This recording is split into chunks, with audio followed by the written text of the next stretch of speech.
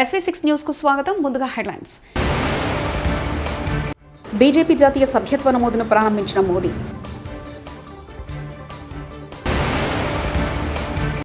వరద ప్రాంత ప్రజలకు అందుతున్న సహాయ చర్యలపై మీడియాకు వివరిస్తున్న సీఎం చంద్రబాబు.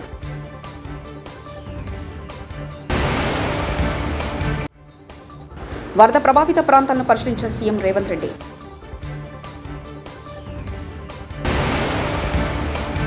భారీ వర్షాలపై ప్రభుత్వం ముందస్తు చర్యలు తీసుకోవడంలో విఫలం జగదీష్ రెడ్డి.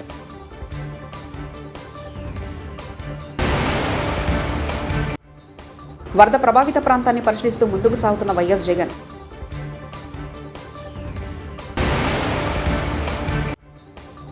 నాగార్జున సాగర్కు భారీ వరద, 26 క్రస్ట్ ప్లేట్లు ఎత్తి నీటి విడుదల. భారతీయ జనతా పార్టీ జాతీయ సభ్యత్వ నమోదు కార్యక్రమం సంఘటన సదస్య అభియాన్ 2024ను ప్రధానమంత్రి నరేంద్ర మోదీ సోమవారం ప్రారంభించారు. ఢిల్లీలోని బీజేపీ ప్రధాన కార్యాలయంలో జరిగిన ఈ కార్యక్రమంలో పార్టీ జాతీయ అధ్యక్షుడు జేపీ నడ్డా, హోంమంత్రి అమిత్ షా, రక్షణ మంత్రి రాజ్నాథ్ సింగ్, ఇతర అగ్రనేతలు పాల్గొన్నారు. తెలంగాణలో భారీ వర్షాల నేపథ్యంలో వరద ప్రభావిత ప్రాంతాలను సీఎం రేవంత్ రెడ్డి సందర్శించారు. సోమవారం రోడ్డు మార్గంలో పర్యటించిన ఆయన కుసుమాంచి మండలంలో పాలేరు రిజర్వాయర్ వద్ద పరిస్థితిని సమీక్షించారు. వరద ప్రభావానికి దెబ్బతిన్న వరి పొలాలను పరిశీలించారు. ఆయన వెంట డిప్యూటీ సీఎం బట్టి విక్రమార్క, మంత్రులు ఉత్తమ్ కుమార్ రెడ్డి, కోమటిరెడ్డి వెంకరెడ్డి, పొంగులేటి శ్రీనివాసరెడ్డి తదితరులు పాల్గొన్నారు.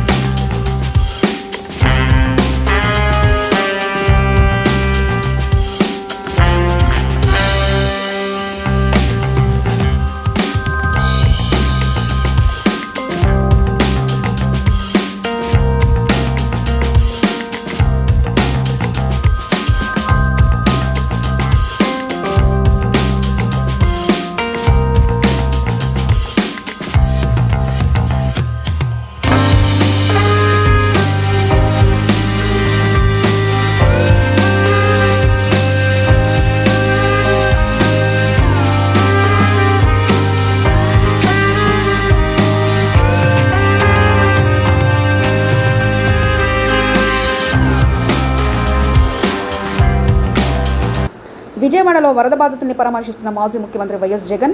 సింగనగర్లో తమ బాధను వైఎస్ జగన్ గారికి చెప్పుకున్న బాధితులు వరద ప్రభావిత ప్రాంతాలను పరిశీలిస్తూ ముందుకు సాగుతున్న వైఎస్ఆర్సీపీ అధ్యక్షులు వైఎస్ జగన్.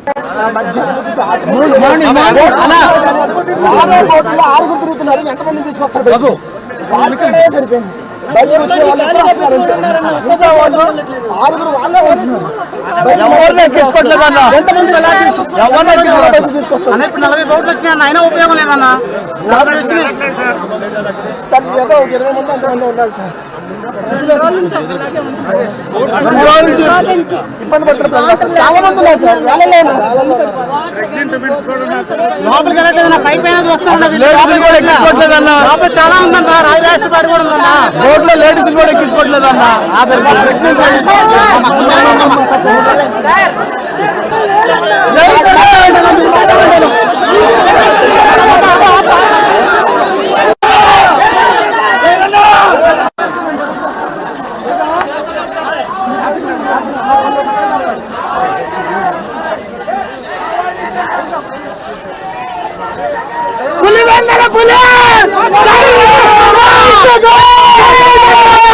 నాగార్జున సాగర్ జలాశయం పూర్తిగా వరద ప్రవాహం కొనసాగుతుంది. దీంతో సాగర్ జలాశయం 26 క్రస్ట్ ప్లేట్ల ద్వారా నీటిని దిగువకు విడుదల చేశారు.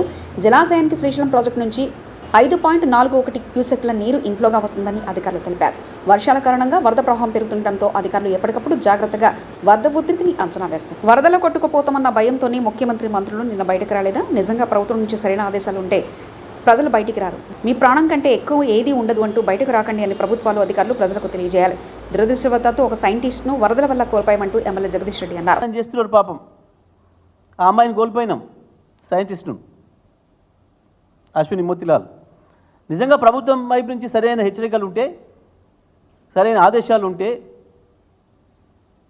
వాళ్ళు కూడా ఆ రకంగా పోయేటోళ్ళు కాదు. దాంట్లోకి ప్రజలు కదా ఆతృత ఉంటుంది, తొందరగా బావాలని అనిపిస్తుంది. కానీ మీ ప్రాణం కంటే ఏది ముఖ్యం కాదు, పోవద్దు అని చెప్పాల్సిన బాధ్యత, వాళ్ళని ఎడ్యుకేట్ చేయాల్సిన బాధ్యత ప్రభుత్వ యంత్రాంగం పైన ఉంది.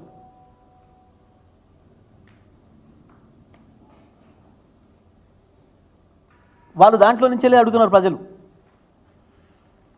సరే ఈ వరదలలో కొట్టుకుపోతామనే బయటకు రాలేదా ముఖ్యమంత్రి మంత్రులు అని చెప్పి ప్రజలు అడుగుతున్నారు.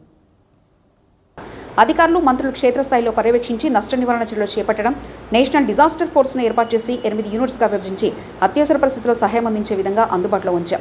విపత్తుల నిధుల ద్వారా 5,000 కోట్ల రూపాయల నష్టం జరిగిందని, దీనికి ప్రధానమంత్రి సహాయం చెల్లించాల్సిందిగా కోరుతున్నాం. ప్రజలు ఆందోళన చెందాల్సిన అవసరం లేదు. పూర్తి స్థాయిలో ఆదుకోవడానికి మంత్రులు, అధికారులు అందుబాటులో ఉంటారు. నష్టపరిహారం అధికారులు ప్రత్యేక నివేదిక అందజేయాలి. ఈ వరద సమయంలో బురద రాజకీయాలు చేయకండి. నా సూచన, మీరు బురద రాజకీయాలు చేసిన తర్వాత మా కోమటిరెడ్డి గారు లేకపోతే మా మంత్రుల స్థానంలో వాస్తవాలను మాట్లాడాల్సి వస్తారు. అది మీకు వినడానికి కూడా మీకు బాధ కలుగుతుంది. నేను ఇక్కడనే అబద్ధాలు చెప్తే మా వాళ్ళు నిజాలు ప్రజలకు చెప్పాల్సిన పరిస్థితి వస్తుంది. కాబట్టి దయచేసి బురద రాజకీయాలకు స్వస్తి పలకండి. ఇప్పుడు రాజకీయాలు చేసే సందర్భం కాదు. అందరం క్షేత్రస్థాయిలో పర్యటనకు వెళ్లాల్సిన సందర్భము, క్షేత్రస్థాయిలో ప్రజలకు అండగా ఉండాల్సిన సందర్భము. మీకు బెయిల్ వచ్చిందంటే 20 మంది ఎమ్మెల్యేలు వేసుకొని ఢిల్లీకి పోవడానికి మీకు సమయం ఉంటుంది. కానీ ప్రజల కష్టాలలో మీరు చనిపోతే విపక్షమా, ప్రతిపక్షమా, పార్టీకేలా, లేకపోతే స్వచ్ఛంద సంస్థలకు సంబంధించిన వాళ్ళ, ఇప్పుడే నేను వస్తుంటే వెంకయ్య నాయుడు గారు మాజీ ఉపరాష్ట్రపతి ఈరోజు తెలంగాణ రాష్ట్రానికి వాళ్ళకున్న ఎన్జిఓ నుంచి టోటల్గా వాళ్ళు 5 లక్షల రూపాయలు, 10 లక్షల రూపాయలు ఈరోజు తెలంగాణ రాష్ట్రానికి ముఖ్యమంత్రి సహాయ నిధికి నిధులు ఇవ్వడం జరిగింది. ఇది ప్రజల పట్ల వాళ్ళకున్న ఒక బాధ్యత, నిబద్ధత. 10 లక్షల రూపాయల, 20 లక్షల అనే దానికంటే ఎవరైనా బాధ్యత కలిగిన వాళ్ళు ఇప్పుడు జరిగిన సంఘటనలలో ప్రజలకు నష్టపోయిన వాళ్ళను ఆదుకోవడానికి ముఖ్యంగా మేము మీకు అండగా నిలబడతాము. మీ కష్టాన్ని మేము గుర్తించము, మీ కష్టాన్ని తీర్చడానికి మేము సహాయాన్ని అందిస్తామని ఇట్లాంటి సంఘటనలు వారు ఉదాహరణగా వెంకయ్య నాయుడు గారు ముందుకొచ్చి రాష్ట్ర ముఖ్యమంత్రి సహాయ నిధికి నిధులు ఇచ్చినందుకు ప్రత్యేకంగా తెలంగాణ ప్రజల తరఫున వారికి కృతజ్ఞతలు తెలియజేస్తున్నా. ఈ విధంగా స్వచ్ఛంద సంస్థలు కానీ, కార్పొరేట్ సంస్థలు కానీ ఎవరైనా సహాయం అందించదలుచుకున్న వాళ్ళు రాష్ట్ర ప్రభుత్వానికి, ముఖ్యమంత్రి సహాయ నిధికి ఇస్తే ప్రజలకు మాకు ఇంకా మేలైన సౌకర్యాలు అందించడానికి వీలవుతుంది. అదేవిధంగా ప్రతిపక్ష నాయకులు కూడా కొంతమంది చాలా విషయాలు మాట్లాడుతుంటే ఈ సందర్భం కాదు కాబట్టి ప్రస్తావిస్తలేరు. తెల్లవారుజామున 3 గంటల వరకు వరద ప్రభావిత ప్రాంతాల్లో సీఎం కృష్ణలంక, ఇబ్రాహీంపట్నం, ఫెర్రై, జూపడి, మూలపాడు ప్రాంతాల్లో పర్యటించిన సీఎం జూపిడి, మూలపాడులో ఇళ్లలోకి నీరు వచ్చి చేరడంతో రోడ్లపైకి వచ్చిన జనం అర్ధరాత్రి సమయంలో కూడా బాధితుల వద్దకు వెళ్లి సమస్యలు తెలుసుకుంటున్న చంద్రబాబు, అందరికీ ఆహారం, నీళ్ల సరఫరా చేస్తామన్న సీఎం, ఇబ్బందులుంటే ప్రభుత్వం ప్రకటించిన టోల్ ఫ్రీ నంబర్ 112 లేదా 1070 నంబర్కి కాల్ చేసి సమాచారం అందించాలని సూచించారు సీఎం. ఎవరూ అధైర్యపడొద్దు, అండగా ఉంటానని బాధితులకు భరోసా ఇచ్చిన సీఎం, ప్రతి ఒక్కరూ ప్రభుత్వం సూచించిన జాగ్రత్తలు పాటించాలని కోరారు సీఎం.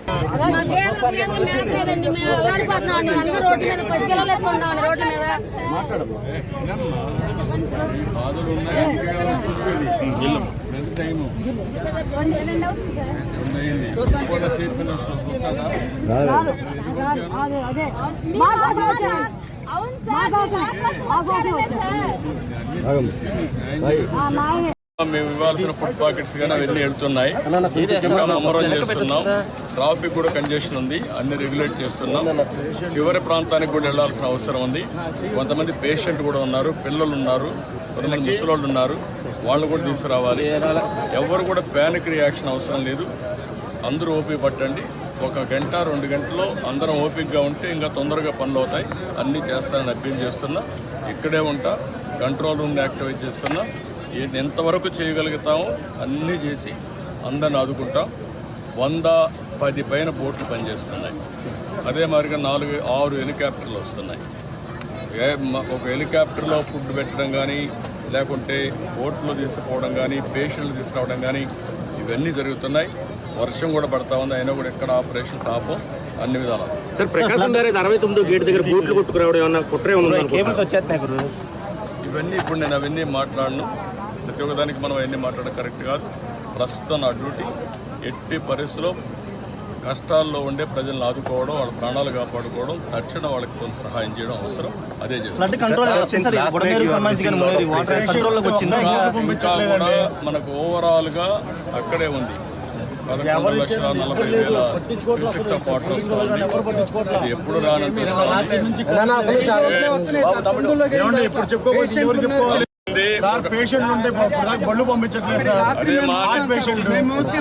మా మాట ఏంటండి, 1 గంట టైం ఇవ్వండి చేస్తాను. మమ్మల్ని ఇబ్బంది పెట్టి నన్ను ఒక్కడే ఇబ్బంది పెట్టినా కూడా అందరికి న్యాయం చేస్తాను. నేను విన్నానమ్మా, మీ కష్టాలు అర్థం చేసుకున్నాను, అందరిని ఇంటూనే వచ్చా. ఇప్పుడు మళ్ళా పోయి నేను అన్ని స్ట్రీమ్ లైన్ చేస్తాను, మళ్ళా వస్తాను, నేను చూసుకొని చేస్తాను. నాకు వదిలిపెట్టి నేను చేస్తాను.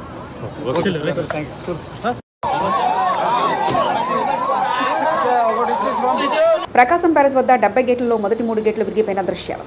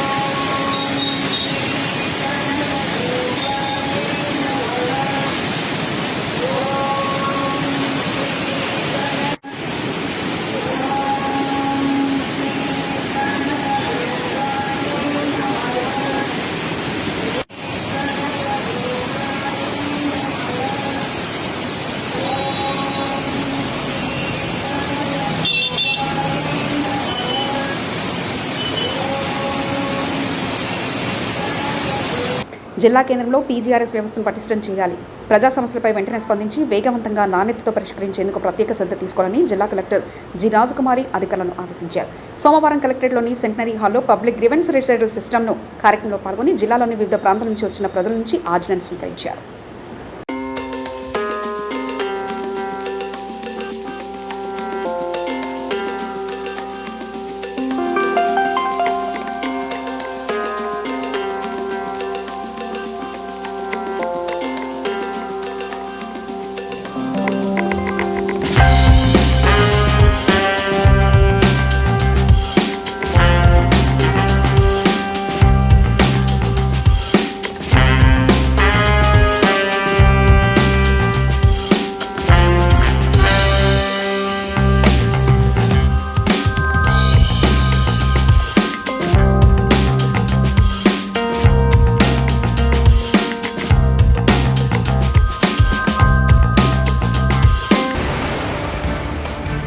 బీజేపీ జాతీయ సభ్యత్వ నమోదును ప్రారంభించిన మోదీ.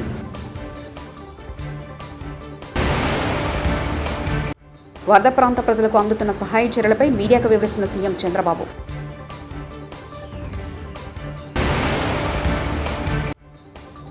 వరద ప్రభావిత ప్రాంతాలను పరిశీలించిన సీఎం రేవంత్ రెడ్డి.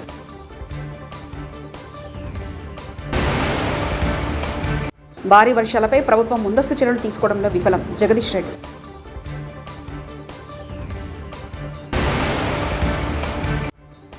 వరద ప్రభావిత ప్రాంతాన్ని పరిశీలిస్తూ ముందుకు సాగుతున్న వైఎస్ జగన్.